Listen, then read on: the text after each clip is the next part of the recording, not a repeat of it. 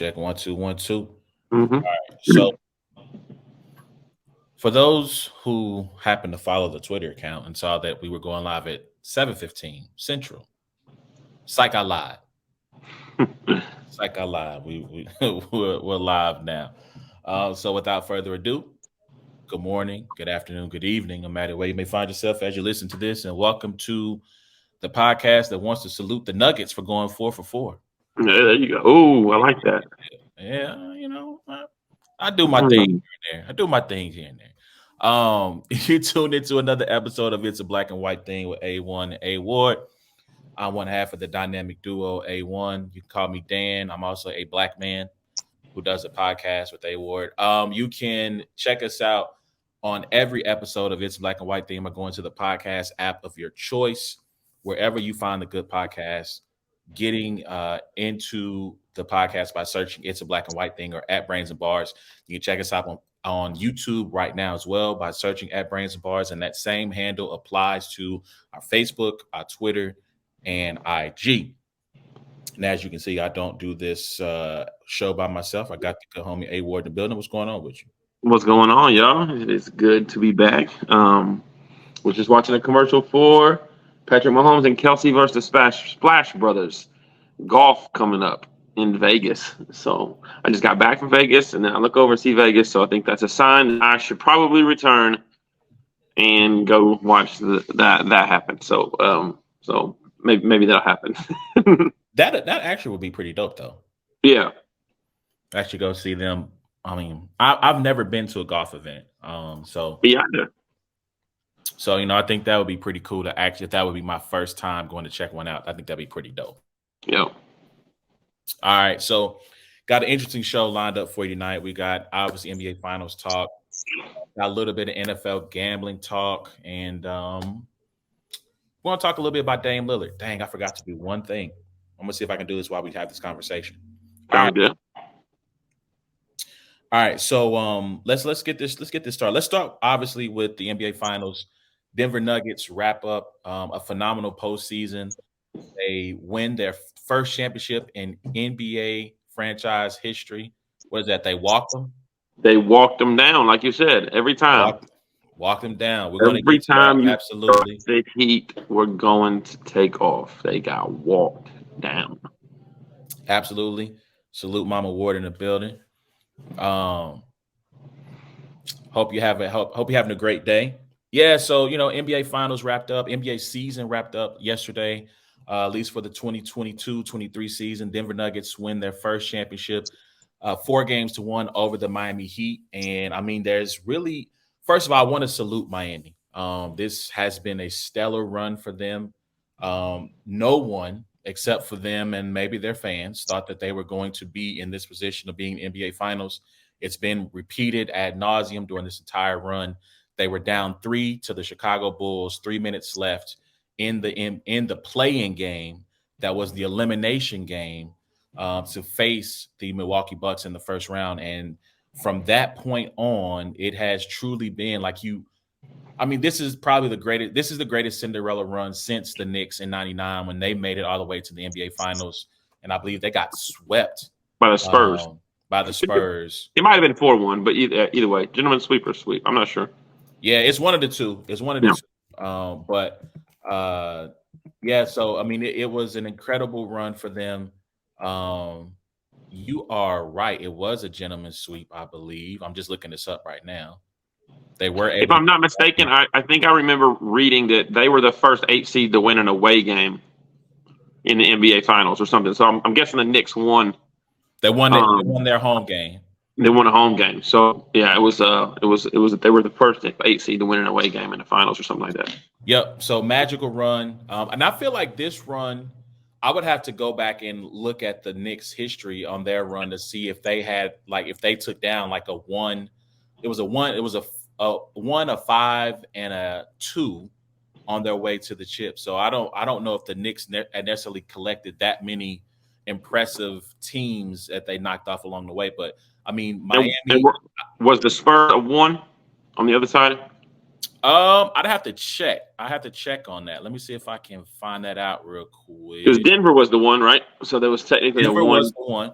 Denver was the one on that side. This is Basketball Reference. It's not what I want. I'm looking for the wiki page on it. Yes, the Spurs were the number one seed in the Western Conference on their side. So yeah. So I mean, history kind of repeating itself in that way, and much like this series, back in '99, this was just a team that was overmatched. And again, I know they were like, we're tired of hearing about our 3-point shooting. We're tired of hearing about us having 7 undrafted players on the team. But guys, like I mean, I don't know why you would be tired of hearing that. I get it. They're NBA players, they're quality players, but it's shocking. You shouldn't have beaten Milwaukee. You shouldn't have beaten. And to me, this is a testament to the mental fortitude of this team.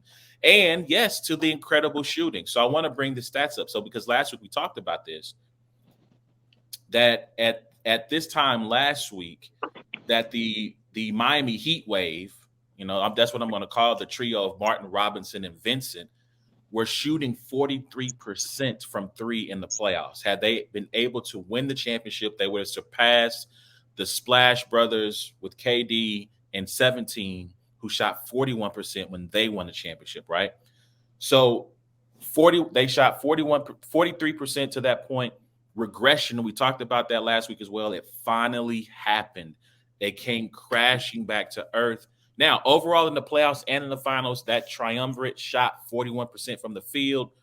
And in games 1 through 3, they shot 41%, 63%, and 50% respectively. But in games 4 and 5, they were 4 for 22, 19% if you round up in the final 2 games. And that in part was part of the reason why they lost. But also, this is where I give the kudos to the Denver Nuggets. They were an incredibly resilient team. It did not matter what happened. It did not matter the lead that a team built up. At some point, they were going to walk you back down. And I have to look this up.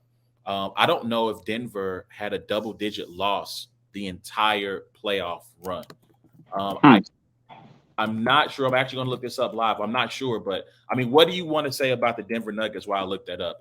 What I do want to say is that I think this is one instance of, you hear this term in basketball all the time, live by the 3, die by the 3.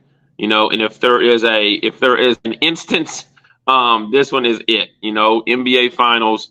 I believe I was told this weekend that as far as the spread goes on the over-under, 12 of Miami's 13 playoff wins, they won the game and they hit the over. So, they won the game and they hit the over because they were hitting 3-pointers at a 45, 60, 57% clip, and so that's basically how they win their ball games. It wasn't, like in the first game where they said, we're going to force Jokic to dribble 6 or 7 times in the paint and make him pass. I mean, those are good ideas, but at the end of the day, they won, the games that they went crazy from 3, and then they lost the games that they didn't. And what's wild is, like, I believe in game 4 ended up being what? Maybe like was it a couple games that were close. Game 3 and game 4. Game 4 they pulled away. Game 4 in the finals they pulled away. I think game 3 and game 5. Game 5 was relatively close. Game 2, the Heat, the only game that they won, the Heat. Again, they were up by 9 with 3 point with about 3 minutes left, and then the Nuggets stonewalled them down the stretch, and then they had a Jamal Murray 3. I feel like game 1, it got a little tight. Remember, they had a big lead. The Heat got it down to probably about 8 or 9, but they couldn't get it any lower than that, and they ended up winning by 11.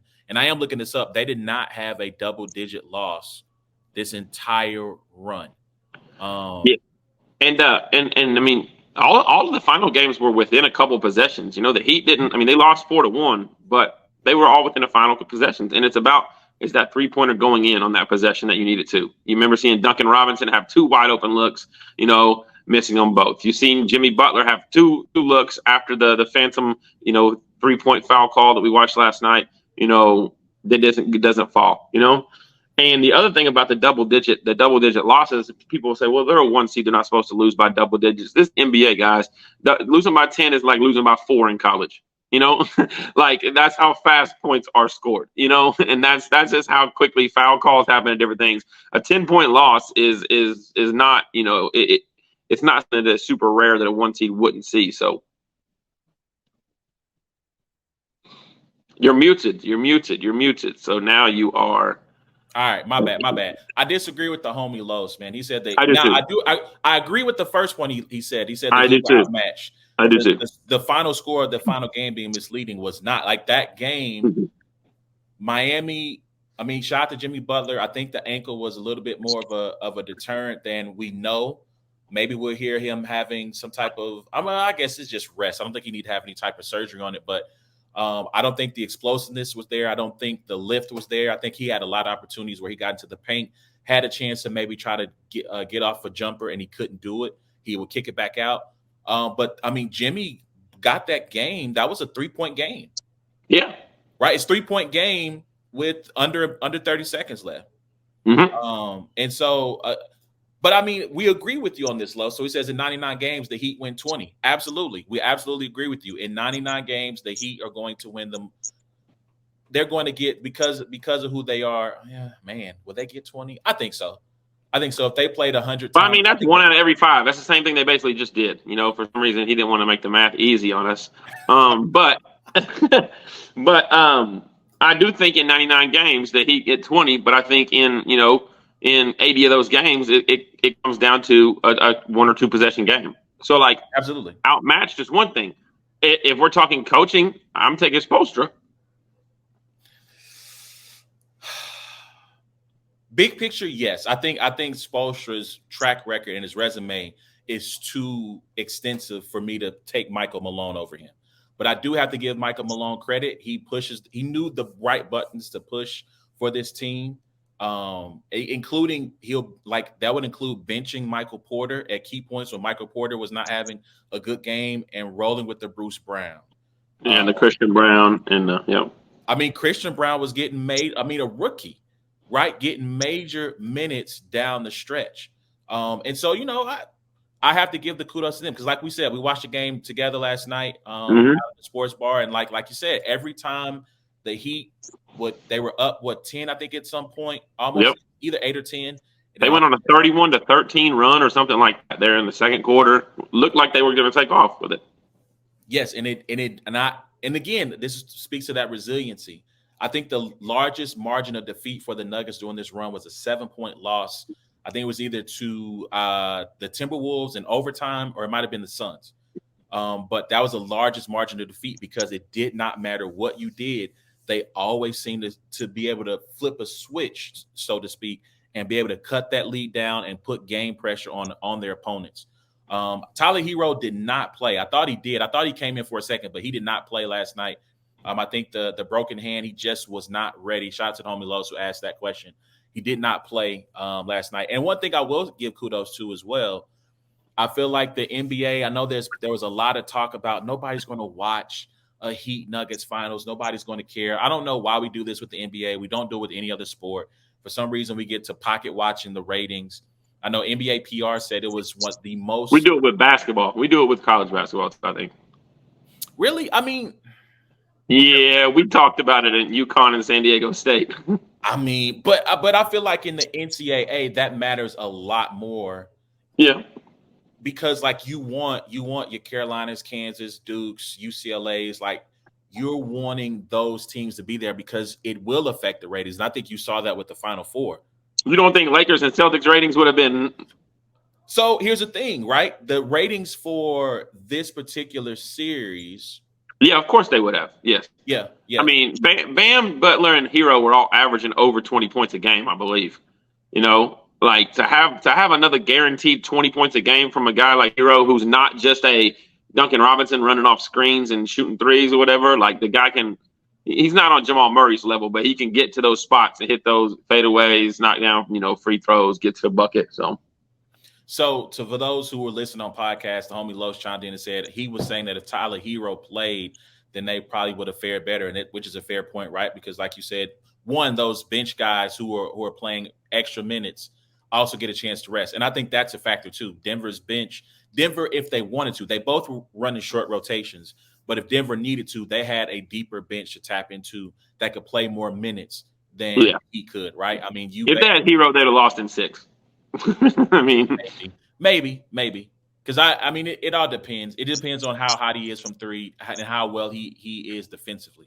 If you can afford to keep him on the floor down the stretch. So, but now the point I was making about the NCAA, like I don't want to lose that point, is like, about the NBA, I'm sorry, is that the ratings for this finals was very similar to last year's, which had Golden State and Boston, right? So Golden State, large market San Francisco, but historically not a great team, but you have a top 3 most marketable player in the league in Steph Curry, right? You got Boston, big market, glamour franchise, and the ratings were similarly better throughout the entire series. I think they took a dip in game 4, but other than that, they matched last year's series. So here's the thing, like if you play a good brand of basketball, if you play an interesting brand of basketball, people are going to, in my opinion, people are going to tune in. And I feel like that was proven last year when you didn't have LeBron. And really Steph was really the only of the kind of like the legacy big names. He was the only kind of guy that was there throughout the entire run.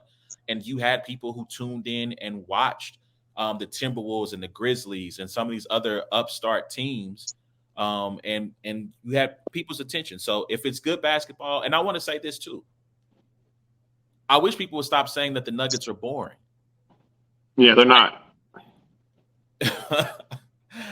Los told you to turn the TV off.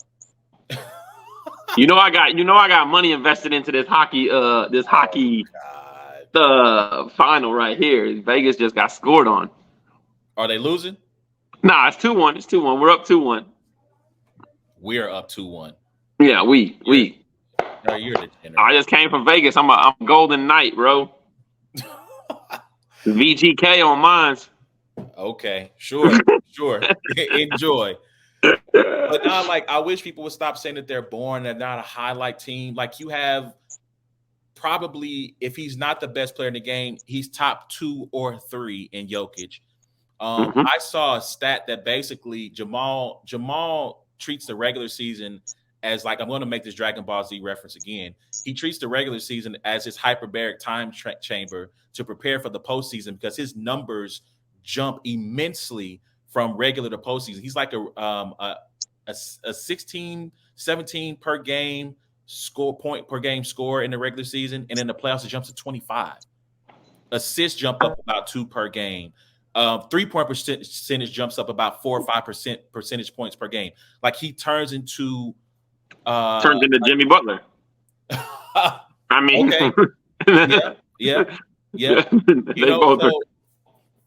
So he turns into a different player. Aaron Gordon's a high flyer. When Michael Porter Jr., who, boy, if they hadn't won this series, you want to talk about a GOAT and not in a greatest of all time, but scapegoat, he would have gotten killed because shooting wise, he had a terrible performance. He had the great little behind or between the legs move. That was your move, by the way. He got that from you, the little back. I mean, he played in Missouri a little bit, so I'm probably sure, he probably was in Kansas City a couple times back in the days. It was like,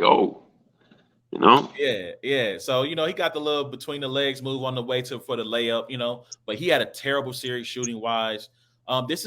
I get it. There aren't a lot of great personalities, right? And normally you want your best player to be a big personality. If this was Joel Embiid, the media would love it. They would be eating it up. But Jokic does not care at all for the spotlight. I think Kevin Durant, for some reason, he deleted the tweet, but he put it best. All that dude wants to do is play basketball, go home, be with his family, and kick it with the horses. Like, that's it. He really does. And really does. I'll say this. I don't understand why people want him to be like, we should.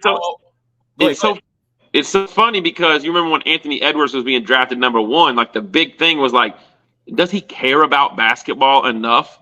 You know what I mean? And it was like, we don't want to take Anthony Edwards at number 1 if he doesn't care about basketball enough. But when it's Jokic, it's like, oh, he doesn't care about basketball? Like, like this is fascinating, Listen, and that's the thing. I feel like I'm gonna say this point. Jokic we should all empathize with Jokic because Jokic, all he wants to do is do his job, go home. Like 95% of people in this country. Yeah. He's spectacular at it. And I mean, look, I feel like I'm really good at my job. I've gone to great lengths to make sure that things have been handled and done in a satisfactory way at my job. But at the end of the day, I want to be at the crib with the family. I want to be on vacation with the family or with the homies. I want to be doing a lot of different things other than working. And I enjoy what I do and I'm good at it. And that's something I feel like we should take pride. Like we should look at that and go, this is our people. Yeah. This is our people. The other point I want to make about Jokic is maybe he's just an introvert, bro. And maybe he just ain't listen. Facts. As a fellow introvert, it may not seem like it because I do a podcast weekly, but I am an introvert and I have no problem sitting at home by myself or even in public and simply ignoring what is happening around me. He ain't lying, y'all. He is not lying. Listen, A Ward, when we go out and kick it, A Ward is the talker. I'm the listener. I have no problem just sitting there and letting him chat people up and they chat us up and I say something every 5 or so minutes and I go back to being in my own world. Maybe that's just Jokic. He don't want to talk. He just want to go kick it. Like I said, be with his You know what though? Like, I mean, I think when people say the Nuggets play a boring brand of basketball, it's not that they play a boring brand of basketball. Man, that's tough to say.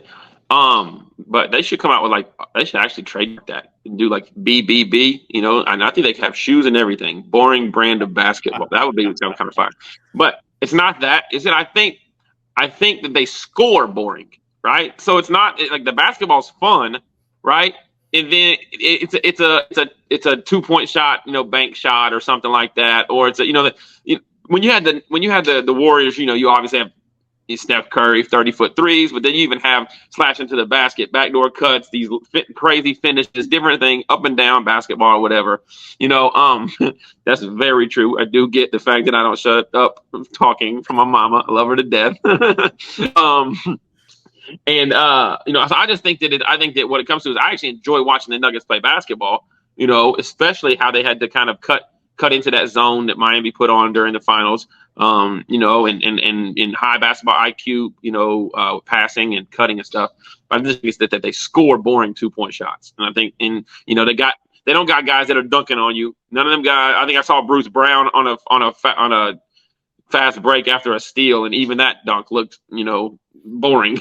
It was like a rub dunk. Like it wasn't emphatic, right? Yeah. So I think that's kind of what people were saying, but they actually play a very fun style to watch. Absolutely. Absolutely. And I want to hit some of these comments that came in. Get Your Bars Up Media said, where do you rank Joker all time amongst centers? Top 7, I think. I got him in top 7. I would have to actually do some research on this, get your bars up and come back to that. This is in no order, but Wilt, Shaq, Kareem, Olajuwon, Tim Duncan. Oh, he's a power forward. I mean, he's a center for all intents and purposes. Yeah. That's what he wanted to be listed. That's 5 that I don't think he's over. I Moses think Malone. Yeah, Moses Malone is going to be. I think Willis Reed. Like, I would have to cut the list down to modern era because, I didn't see Willis Reed play. I didn't see. Did I say Kareem? Yeah, I think I said Kareem. Yeah, I mean Bill Shaman, Russell, Wilt. I didn't see. I caught later Kareem.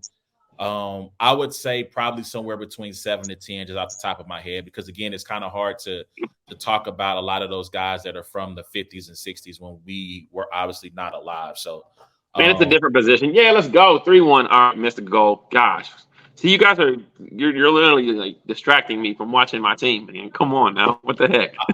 I'm sorry I cut into your hockey time as a diehard puckhead over here. Right into my mother. I think that's an interesting topic to have. Greatest Nugget of all time. Man, I still don't know if I want to put him over Melo. Melo, Alex English, Dan Issel. I think you get a lot of cachet for bringing them that first. Should have 3 MVPs. Now, I'm not gonna say should because that's all hindsight. Had he lost, we would have been, and he should. We would have been like, oh, Embiid, Yeah, yeah, So, yeah. so back-to-back MVPs, Finals MVP, 5 All-Star games in the first 6 years? How long has he been in the league? 6, 7 years? I think it's been 6 or 7. Let me make Yeah. sure I get this right. Let's see. I bet the Denver Nugget fans say he's the greatest Nugget of all Yeah, time. they I probably. bet you that. You know what? Well, see, I don't know if that's fair because, like, in our society, everything is the greatest thing ever, right? Like, yeah. you know what I'm saying? So, I mean, it's kind of hard to even quantify it from that standpoint. I mean, he's top 3. I think that's easy. I think that's an easy assessment. He's top 3. Looks like he's been in the league since. Yeah, we're talking 5 years. So he's been an All-Star every year? Not every year. I think. Well, dang. God, dog, did he ever? Hold on. No, let's play. I'm sorry. He's been in the league long that 1, 2, 3, 4, 5, 6, 7, 8, 8 years. He probably gets to be an all-star starting either the 2020, 2019, 2020. 41st pick, second round, right? 41st pick, Yep. second round. Yep. And I mean, like, I know people try to make he's not an athlete, but I mean, like, guys, like, I get it. He's not like jumping out the gym, but you don't get to be that guy without being a pretty decent athlete. He's a 5-time All-Star, 2-time most valuable player, 3-time All First Team, 2-time second team All NBA. So yeah, I mean, like, you don't get to be that guy. He's 3-time All-Time, 3-time All. Okay, nice. That's a good. Yeah, so he's building quite a resume for himself. You know what I'm saying? Mm-hmm. So for sure. I'll have to do some more research though. And figure out, the Mellow Army is chiming in, and get your bars upset. He's the undisputed greatest Nugget of all time. Talk. All right, we'll see. All right, so let's anything else you want to say about the NBA Finals before I jump into this? I would like to say that I, A. Ward, am stating today the Nuggets will repeat next year and win back-to-back finals championships. Hold on, let me get you the ISO. Let me see if I can do this right. Because then what I want to clip this up. I'm gonna clip this down, and then, like, if somehow this happens, right, I'm gonna, like, post this in a tag Bleacher Report. Like, yo, my guy said this the day after they won the championship. So let me see if why I gotta say it again for him? Just say the same thing. No, because he got it. You don't want to be in the picture? No, I don't want to be the picture. I want this to be just you. You get the solo screen. So, Ward, say that again. I, A. Ward, greatest battle rapper of all time, am stating for a Bleacher Report, right? So if it does go viral, I need them to know. I'm stating that the Denver Nuggets will repeat as NBA champions next year, 2023, 2024. It's going to happen, y'all. All right, Los told you. Well, I mean, Los, don't tempt him with a good time here, please. Hey, I just got back from Vegas. Los. If you're giving me odds, Los, we could throw them down. Los said put something on it for the podcast squad. Trust me, he's like a couple of bets away from needing to call 1-800-BETS off. Do not tempt him with a good time here, people. All right, so I'll ask you. Actually, I want to ask one last question about the Heat. Should the Heat run it back with this team? Well, they get Hero back. They were better than an 8 seed, but they were an 8 seed. So, at the end of the day, you are what you are, from the regular season. Hero played a good portion of the regular season.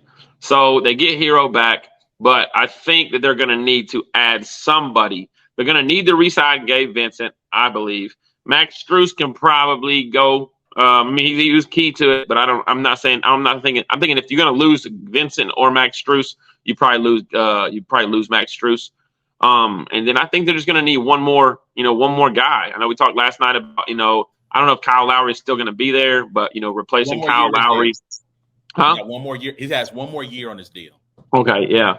The Van Vliet obviously just decided to be a free agent. You're going to have a lot of guys, Chris Paul, different guys that are possible to add. But it just seemed to me like that when the ball needed to be in somebody's hands, it was always Jimmy Butler, and you knew that, Whereas, Jamal Murray could have brought it up and they could have worked through Jokic and there could have been other guys cutting, but it was always Jimmy Butler. And I'm just wondering how many possessions would have looked different if you'd have had I mean, Hero, yeah, but if you'd have had, another guy that could have got you a bucket in that time. Yeah, yeah. So this comment from Get Your Bars Up, the Heat are one superstar away from winning the chip. Now, true. However, Aren't we all? I mean, the Nugget only got one superstar, right? I mean, Jamal Murray's probably becoming one. But if we're talking about superstars, Jamal Murray's probably a playoff superstar. I mean, the way he's performed. But yeah. So here's the thing about that, though. Like, I think the Heat probably are in a position where they need to try to run it back with their current squad because they can't get a superstar. The way the CBA is set up, teams who are over the luxury tax are limited in their options in their ability to have signing trades to get a superstar, the draft picks they can send out, even on the buyout market after the trade deadline, when certain players are getting bought out because teams are out of contention, they're not going to keep them for the future. They can't even do that. So they're going to have to try to re-sign the majority of this roster, hope that that Tyler Hero is healthy, can take the next step, and that these guys can play for 82 games the way they did for, the 20 or so odd games they had during this postseason. So, but that leads me to an interesting segue because Damian Lillard was on a podcast recently, and he was asked a question about where he would like to go. So I'm going to see if I can grab this file. Of course, let's see if it's going to work with me here. Let's see. See if it'll work. You read 4-1. Let's online, you hear these analyst talks. Everybody keeps saying Damian Lillard is going to be traded to the Knicks. Damian Lillard's going to be traded to the Heat. Damian Lillard should be traded to the Celtics.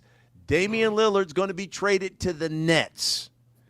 If one of those trades went through, out of those teams, which one would you be like, that's not too bad? Miami, obviously. Miami is like, let me pause it right there. Was that laugh really necessary?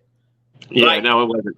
I get it, Damian laugh, but I feel like sometimes in the media, like to try to make the person that you're interviewing feel comfortable, like you kind of go a little bit over the top. And I mean, just like, oh, okay, that's what's up. That's what's up. Like, all right, anyway, continue. the obvious one. And Bam is my dog. Bam is my dog for real. But I mean, I think Miami the obvious one. Brooklyn is obvious one. Is another obvious one because Mikal Bridges is my dog too. So I mean, and both are capable, have capable rosters. So that's Damian Lillard on the Last Stand podcast with Brian. Oh boy, Brian Kushner. He does he's part of the boxing team that they have there at Showtime. So Brian Custer, I believe, is his name. So yeah, so he is talking about his, where he would like to go potentially if he was traded. So that leads me to say, first off, why is it in an era where KD and LeBron are slandered mercilessly for ring chasing, for not doing it the right way, right? Dang nabbit, I can never get this right. I can't. There we go. The right way. I can never get it right. The right way. Anyway, where they're slandered for not doing it the right way, why is it we are so eager to see Dame go chase a ring? Because I thought the thing is you go stick with a team for you're loyal, and if you win, you win. You don't, you don't. Okay, well the reason is because he was that, and that's the reason. It's because like KD and LeBron didn't show that character, in their, they didn't show that, I'm staying here. I need people put around me. And we look at Blazers like he was there for as long as he could have been. You know what I mean?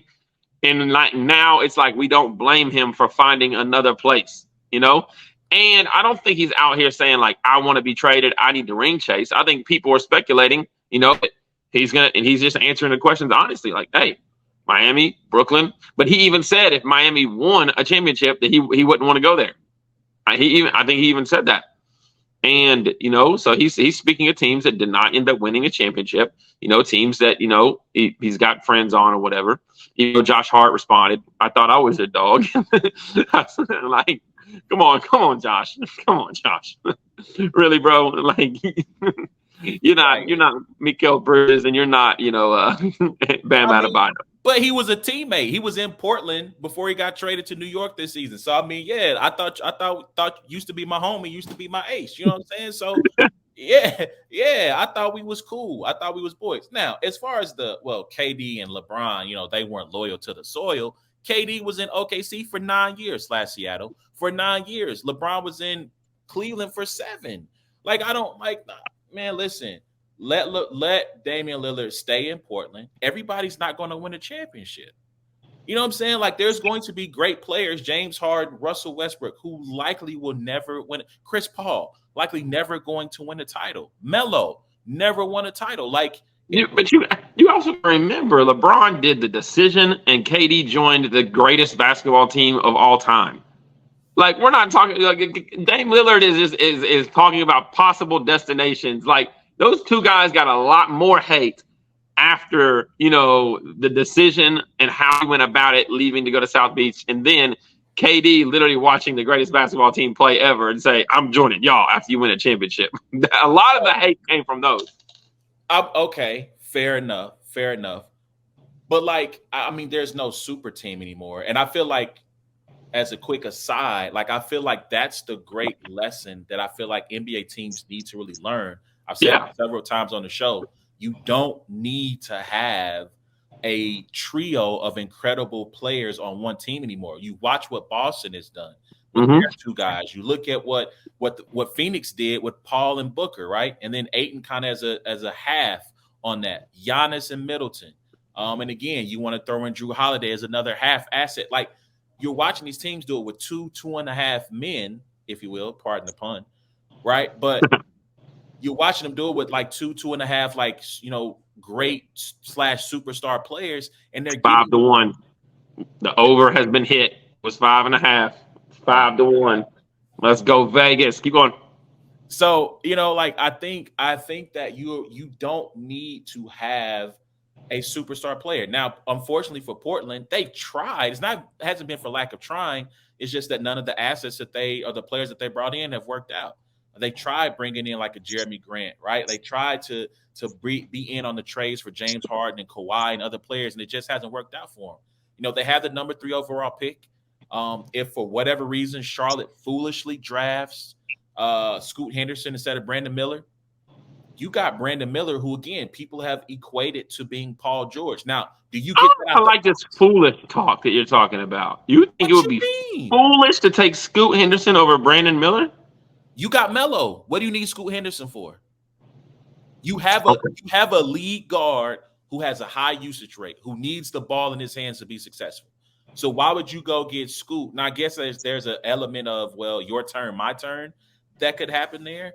But if you're saying, so again, look at Denver as the model, right? Granted, Jokic, great center. Jamal Murray turns into another player come playoff time. But look at the wings, right, that they had on that team with size and height. You got Jeff Green. You got Bruce Brown. You got Christian Brown, right? You have Michael Porter Jr. Just a plethora of wings that, one, helps you defensively in their ability to switch and match up with no matter who has the ball, who has some level of good to great jumpers on them, right?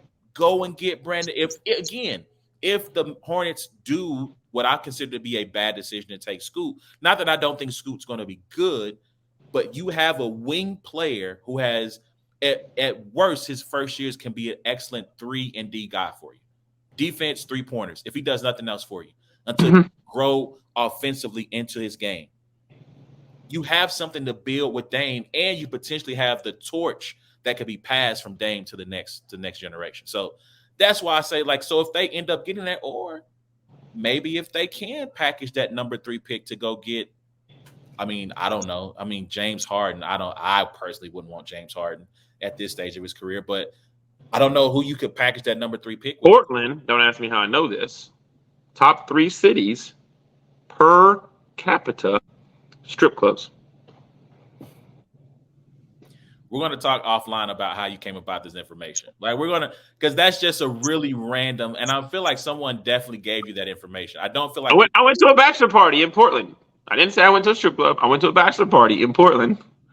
This was part of the conversations. Okay. As we passed each one on our way to Dave and Buster's.